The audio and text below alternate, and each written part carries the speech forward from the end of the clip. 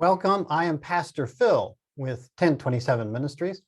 And this month we are reading through the book of Genesis as a congregation.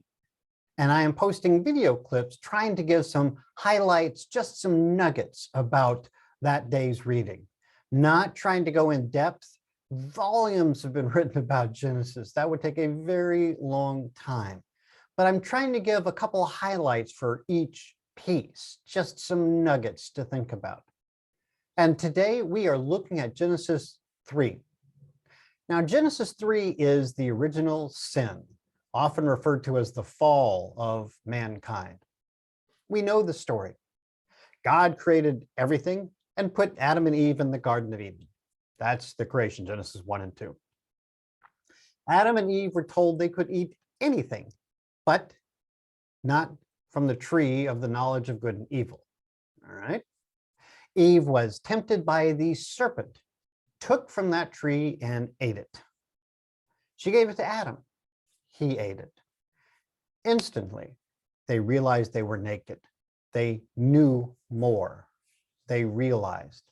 In fact, the next time God came around, gotta love that picture, by the way, as a side note, God coming around again as if it happened regularly. They got this blessing of walking through the garden, talking and walking with God, just hand in hand. Oh, I love that picture, but I digress. So the next time after that sin, God comes around and they hid because they were naked and ashamed. God created clothes for them out of fig leaves, casts them out of the garden. So that's the very short version about what happens in Genesis 3. But there are two pieces I want to highlight to this.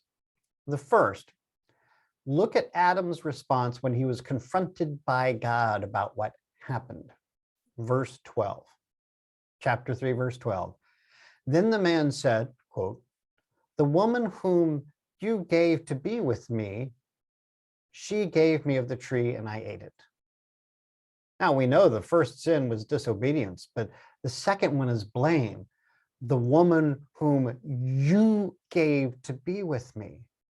Adam blames Eve and he blames God. That's powerful. And unfortunately continues to this day. Blame today is rampant. When something bad happens, people look for somebody else to blame. It's this person's fault. It's that person's fault.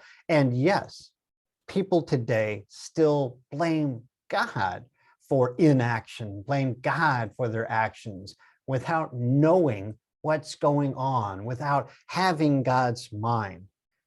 So we see this blame starting early and still going strong.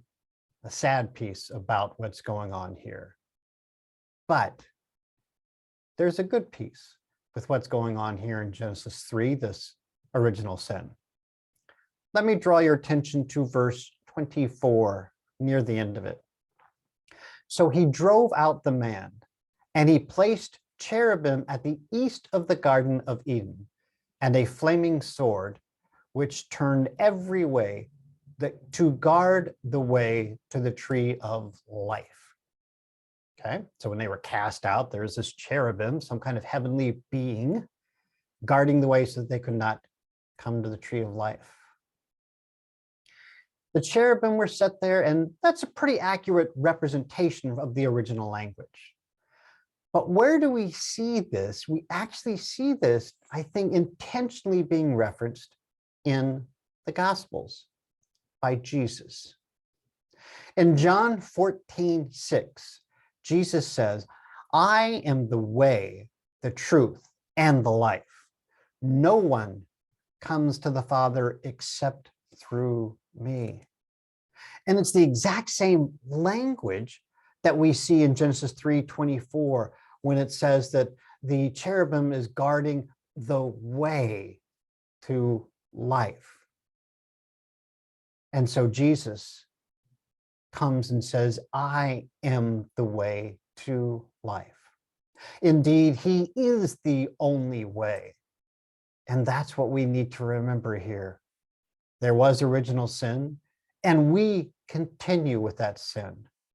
But Jesus, redeemed us from our sins and continues to do so. Enjoy Genesis 3.